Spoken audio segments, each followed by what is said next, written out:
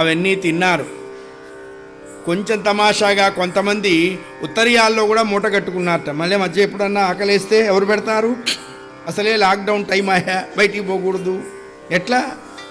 కొంతమంది మూటలు కట్టుకున్నారు, నీళ్లు తాగారు. అమ్మా మరి మీరు అనుమతిస్తే మేము బయలుదేరుతాం. నాయనా 10 ఆమడలు దిగొచ్చారా, మీకు రోజులు ఇంకా తక్కువగా ఉన్నాయి. సీతా అమ్మవారిని వెతికే రోజులు ఎక్కువ లేవు. బహుశా ఉంటే 4-3 రోజులే ఉన్నాయి. ఈ 4-3 రోజులు మీ ప్రయాణానికి సరిపోతుంది. మీరు కళ్ళు మూసుకోండి అంది ఆవిడ. కళ్ళు మూసుకున్నారు. కళ్ళు తెరిచే సమయానికి శతయోజన విస్తీర్ణమైన లవణ సముద్రం దగ్గర వీళ్ళని నిలబెట్టిందండి ఆ అమ్మవారు. నడక లేదు, అరణ్యం లేదు, ఏం లేదు. కళ్ళు తెరిస్తే సముద్రం కనపడ్డది, కళ్ళు తెరిస్తే కడలి కనపడ్డది. ఎప్పుడైతే వాళ్ళకి సహాయం చేసిందో ఆవిడికి ఆకాశంలో రామచంద్రమూర్తి దర్శనమైంది. రాముడికి నమస్కరించింది, కపులకి నమస్కరించింది. అన్నలారా ధన్యనై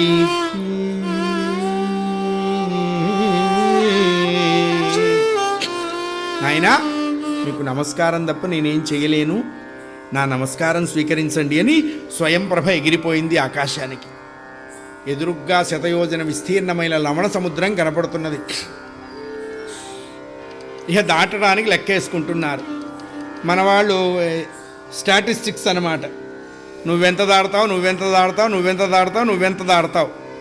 ఒకడు 30 అన్నాడు, ఒకడు 40 అన్నాడు, ఒకడు 50 అన్నాడు, ఇంకొకడు 51, 30 అన్నాడు. ఎవరా స్కేల్ తెచ్చావా, కొలుస్తావా అని అడిగాడు.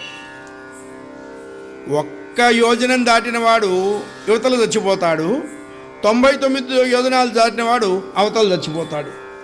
పూర్తిగా బతకాలి అంటే 100 దాటాలి.